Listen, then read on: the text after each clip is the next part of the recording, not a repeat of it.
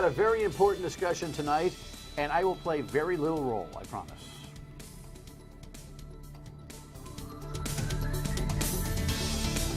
Because I'm still trying to figure this whole thing out, honestly. I see some arguments on both sides, but I lean toward worry. I think you've heard me say that over the course of time when I talk about RhodeMap RI.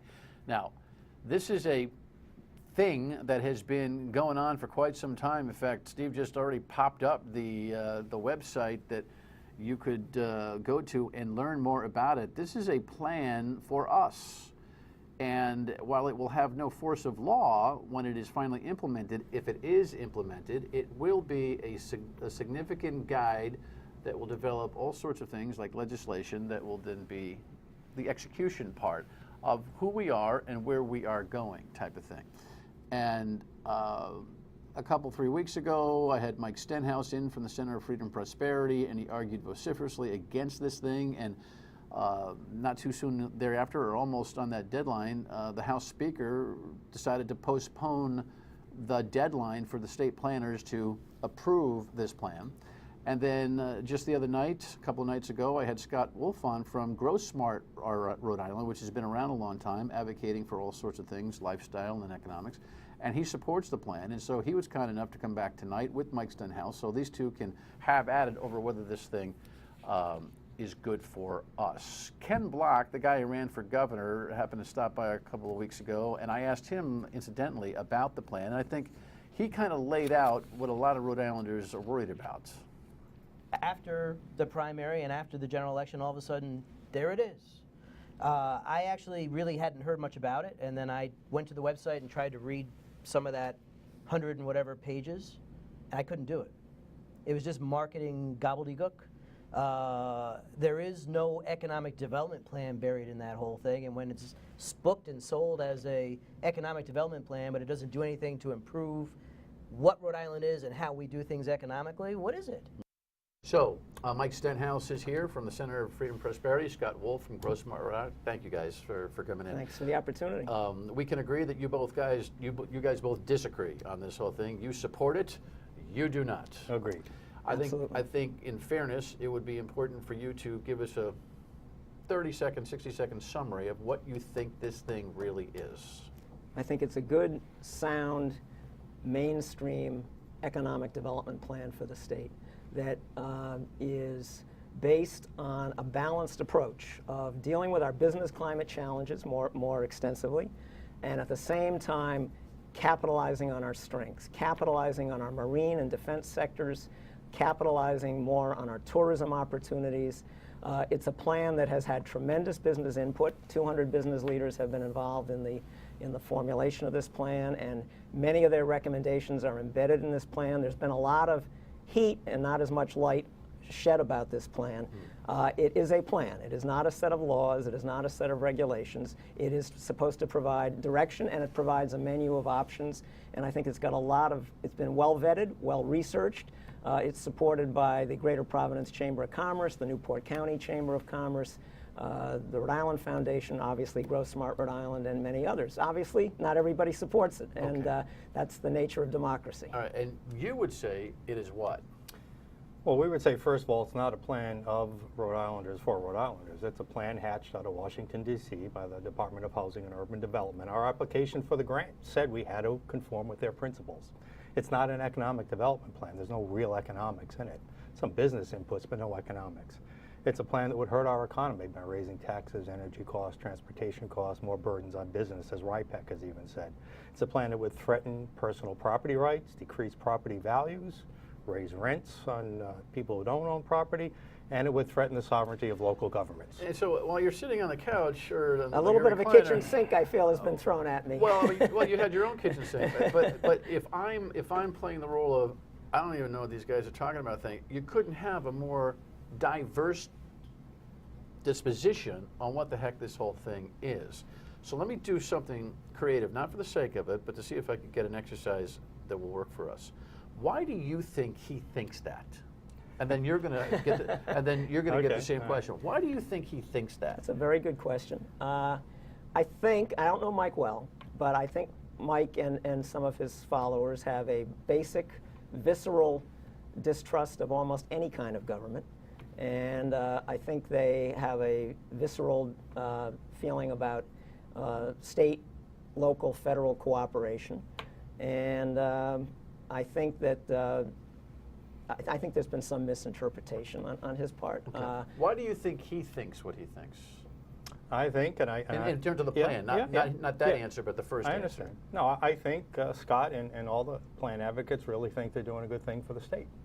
They have good goals, but I think they're so caught up in the goals, which really, as Ken Blogg said, this plan is really nothing more than goals, that you don't really look under the covers and from an economic point of view, understand the consequences of what happens if you try to achieve those goals. And that's what we've done. We've done the research. We know economic policy and public policy. We know what's happened in other states. But I applaud him for at least the goals he set. You know, in many states, in many metropolitan areas, smart growth, which is definitely one of the philosophies that is pretty pervasive in this document, has been embraced by a lot of metropolitan areas that are doing very well. And they're not all blue metropolitan areas. Oklahoma City, Salt Lake City, and Utah, for those who are trying Denver, Boston. What does smart growth mean? Smart growth means, to me, it means providing opportunities and incentives for development in our built-up areas and our urban areas and town centers, because that's where infrastructure exists, that's where concentrations of employment exist. It's the most economically and environmentally efficient way to develop, and at the same time to protect our forest land and our farmland, and to provide alternatives to developing those areas. And to achieve those goals, like in San Francisco, I want to name a city where it's not working, this is why we need more debate, existing neighborhoods are being demolished, literally demolished, because they're single-family homes. Single-family homes are the enemy. It is true. We've done the research. I just talked to Cato Institute has done the research. a friend of mine. I talked to a friend of mine who's involved in order to build smaller units and he said there will not be one home demolished. There will not be one neighborhood demolished. Well, then maybe the people have spoken up, and because we know in San Francisco the left and the right got together to stop the planners from doing this, and maybe they have. All right. So there's two things that, through my research, stick out to me. One, the identity of the economic advantage to this plan, which I'm still confused about, and then the single-family home suburban challenge. And those are the two things that we're going to tackle in this conversation when we come back. Stay with us.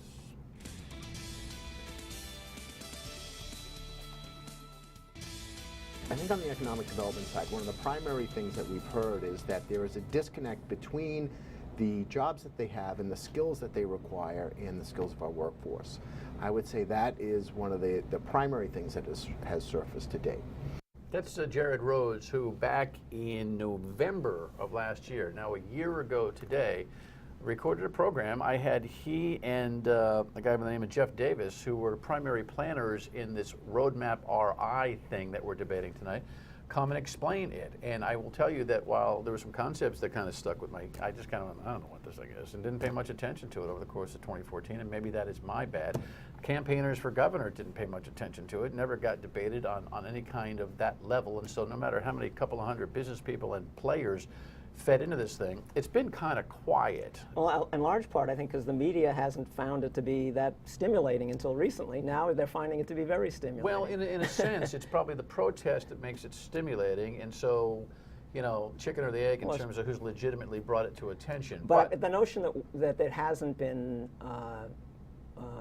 outreach, that there hasn't been an effort to involve people is bogus. Well, and I think buoying your thought is that those two guys were on my show a year ago. That's so it's right. not like they were running away and hiding from me. Although nobody wanted to talk to us from the planning department when the heat got in a couple of weeks ago and the House Speaker stopped it. But I think we all agree with Jared in terms of the discrepancy that we've got in our economic well-being right now, which is that we have some companies that would really like to fill some jobs, so we don't have skilled workers to be able to get that done. That's not enough anyway. Right? Yeah. Would we both agree that that's the case? Yes, but as your other guest on that same show admitted, they're not economic development experts. He said that, and that's why this is not an economic development plan. Now, I've got to agree. Hold on. But I just want you stipulate to we all do you stipulate to that we have an untrained workforce or not as well trained to actually take advantage of some of the jobs that are available in the state right now? But yes, I don't see that as the biggest problem in our state. There's not enough jobs. Okay, fine. It can be a chicken and egg thing, though. If you don't have the skilled workers, the jobs may not come here. Tell me, Scott, what you think this plan does to satisfy the jobs thing. What does it do? It talks about, it promotes playing to our strengths, such as tourism, increasing our tourism promotion budget. Our share of tourism spending has gone down, and our tourism revenue has gone down over the last 5 to 10 years. We're being outspent tremendously by our neighbors in Connecticut and Massachusetts on that. It talks about improving our unemployment insurance system so that it's more business friendly. It talks about allowing developers who are dealing with complicated projects to go to a state fire inspection service so that they can have a quicker permitting process as they're trying to redevelop major properties around the state. Does it unwind red tape? Yes, Okay. it does. It proposes that. Now, you know, it's a plan. It has to be implemented, but it certainly proposes the recommendations that. are to take it proposes to accelerate the regulatory reform that's going on in state and local government. And so you see the economic aspect of this plan to be what? Missing. Now, just to establish a little credibility, I've got a degree in economics from Harvard University, so I know a little bit about economics. I'm not an economist. But a real economic development plan would understand the principle of supply and demand. It would try to calculate that with inputs like tax policy, stimulus, and regulation, that it would produce outputs like GDP and jobs. There's none of those calculations in here. It would forecast that if we do this much private investment and this much level of public investment, that we would get this much return on investment. But there's none of that in here. That talks about a lot of ideas, agreed, but it gives no plan or roadmap on how to get there. If you feel like there is a whole implementation matrix at the back of the plan that does divide the recommendations into high priority, medium priority, and lower priority, and talks about the pace of implementation that's recommended and who should take the lead. But these are options. How much will it cost? We don't know how much all of them will cost, but it's plan not, would tell you. The plan is not intended to have all of them implemented. There's clearly. And you want to leave that up to the General Assembly to figure out the economics of it? Well, I would think you'd be upset if we didn't leave it up to the General Assembly. I would think you would leave it up to economists who should have been part of the consortium to put this plan together, not special interest advocates. Economists are an important part of the picture, but economists didn't predict the Great Recession most of them didn't predict the Great Recession that But we've had. wouldn't you want to have economists leading an economic development plan effort? Marcel Valois is a very economically savvy guy, and he's been one of the key people. Then He's the head of where Commerce are those Rhode Island. calculations I asked about earlier? Where are they? Where are those projections? It's Where are those not specific a recommendations? piece of legislation. It's a menu of options. So when you're providing options, you're not going to calculate. But didn't you say in the last show you hope it would lead to those kinds of regulations and laws? I hope it will lead to some new regulations and laws. Who are we going to trust with that? I wouldn't even trust Dan to do that. Well, in our system, it's the legislature and the governor. Well, there's no. To some extent. Also, private sector. Let me jump in for a second. There's private sector involvement that's important here too. You'd have to agree that if this was a really good plan, that the legislature would have to take action on it. So it's not the process that you're necessarily concerned about. It's the content that you're concerned about. Correct? Yes. Say yes. Yes. What is it that? I mean, there's kind of a contradiction here because on the one hand, Mike, you're saying how fearful you are of the plan, and then on the other hand, you're saying it's nebulous. No. Well, they're different things. To that point, because I want to hone this Okay, economic part down for a second, because this next segment is where I know you're really worried. Yeah. If they plan some economic ideas that aren't really stellar in your mind, oh well, someone's going to have to get smarter past the plan and implement better economics. So it's not the economics necessarily that make you most worried about this plan, correct? Correct.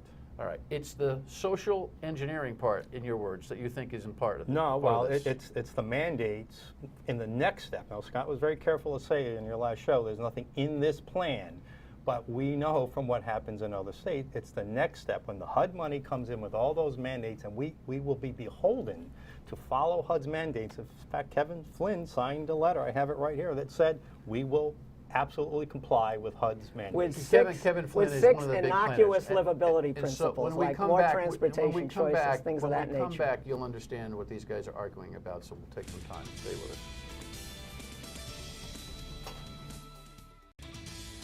Every time you call a racist, I'm going to interrupt you, because we're not supposed to be Mr. calling Chairman, could you names. please silence her? Please, he's not calling you a racist, he's Black and Hispanic people.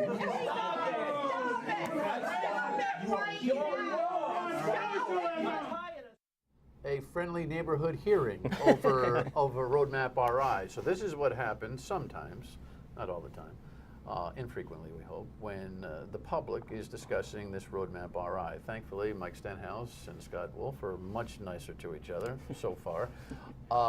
But that kind of anguish and agitation has existed, and you were at that meeting. I was. And it all stems from the thing that you guys who say no to this are worried about, and that is there'll be pictures like this, and I don't want. This is just a map of Rhode Island, a RhodeMap RI, and I don't expect you to be able to hone in on this one. But there are codes and diagrams about things to do in the state, centers that will be built to generate economic activity or neighborhood synergy or both. And you would suggest that there is a federal government, housing and urban development, that's what Mike means when he says HUD, grand scheme to literally dismantle suburbia the way we know it. That is what you're worried about, correct? Well, I'm not worried about it. I've read the actual documents that basically say that. They believe that single-family housing is exclusionary because it's not universally available to lower-income families. So therefore, they want to deconstruct that, and they want to move people into growth centers where you live in high-density, smaller, more expensive apartments. You know, near transit. It all sounds real good, but the problem is, local people and locally elected officials should decide what their towns look like. It should not be up to the state, or certainly not up to HUD in Washington, D.C., to tell Rhode Islanders where people have to live. We just cannot stomach that. It won't be. It has been that. The whole growth center concept is based on local communities determining where they want growth to occur, actually drawing out some kind of a map of the area where they'd like to concentrate, emphasize growth, and then submitting that to the state for the state's approval. It's not a matter of the state just coming down and saying this is where, and it's not where all growth is going to occur. It's saying this is where we would like to encourage growth, where we'd like to incent growth. It really, for the most suburbanites, this should be something that's embraced, because what it's trying to do is to protect the rural character that we have left by having development within a suburban area occur primarily in one spot or two spots, as opposed to everywhere in a sprawling, indiscriminate way. We're at that, we wouldn't mind. Here's a 3-page response. I got PolitiFact on this, by the way, so that'll probably be in this weekend. Here's my 3-page response, citing dozens of documents from HUD that say otherwise, that we will tell you where to build your affordable housing. We will tell you how to develop your land. All right. But you know, So- the thing about HUD is, HUD has been funding purchase of fire trucks and all kinds of things in Rhode Island for years through the Community Development Block Grant Program. Whether this plan is passed or not is going to make no difference on what HUD may or may not require us to do. Well, we'll open the door- it makes no difference. It will open the door for more communities to be exposed to HUD. And what HUD is doing No, it won't. with their affirmatively furthering fair housing project, which is only very recent, they're now enforcing. They're putting the hammer down, saying, we're not seeing the diversity in these neighborhoods we want, therefore we're going to make it happen. Right. I think Mike is the translation. We're going to force towns that may be more affluent to increase their lower income housing minimum standards. We're going to shove neighborhoods down their There's a throats. state law that says that you should be moving expeditiously And there's no towards 10%. force of law really in it. No, not really. No, there isn't. Now, will this increase the propensity for the legislature to act that way? That's and totally force up to that? the legislature. That's That's a- totally up to the legislature. That's a key. That's not true. What's not true? That it's up to the legislature. It is. No, like in other regions, the plan itself calls for the creation of an urban redevelopment authority, which is a regional authority who supersedes state and local law. So it's not up to the legislature. That's our problem. It's getting taken out of the hand of the people. It does call for an urban redevelopment authority to help local communities redevelop complicated properties. Mandates. It's, All right. no. At the end of the day, I only have a minute left here, and I wish I had all night. The plan is not law, and so every time the legislature has to act on an initiative that the plan suggests, we will have open debate on the laws. Yes, and I say that's where Mike and I should be debating next, is about these individual But- potential outcomes of the plan in the legislature. But it all doesn't get implemented in the General Assembly. There will be executive orders. There will be regulations by some of our state departments. There will be local ordinances. There will be private sector initiatives. There will be, there'll be some. There'll be more are outlined bond in here. initiatives like the last The two. House So Speaker asked for this thing to be postponed until Thursday the 11th next week. Your guess will be that the it'll get rubber stamped. planners will move it forward. You would suggest that that would happen too? I would certainly hope so, and I would predict that, yes. And that would be the responsibility of the Speaker. I don't know if he's briefed all the members of the General Assembly on this whole thing, but one of his reasons why he was holding off was that he was worried that they hadn't seen it. Have they all been briefed? We've been sending out information to them. I'm sure Mike has as well, so I'm sure they've got a good sampling of opinion on this. So a secret to me. After the 11th, we'll see what they do, and then as we go, you guys can be my two go-to guys on both sides of the aisle to talk about it. Okay? Happy to do that. It's a great debate. All right. Thanks Yes, for having us. thank you. Thank you, fellas. Very worthwhile. One Thank more you. thing, Thanks, and we Mike. come back. Stay with us. Listen, we'll keep close touch with this RhodeMap RI thing because it's important and everyone's waking up to it. But I have to say, did you see the editorial in the Providence Journal today talking about Governor Chafee's support of raising salaries for some almost dozen employees? The last line in the editorial reads this way: "The state might be better off for Governor Chafee to devote much of its remaining time to funding a cardboard box and putting his stuff into it." That is as tough an end line in an editorial I have seen in a long, long time. I wonder out loud, what was the governor thinking when he read that? Have a great weekend. See you next week. Thanks for watching.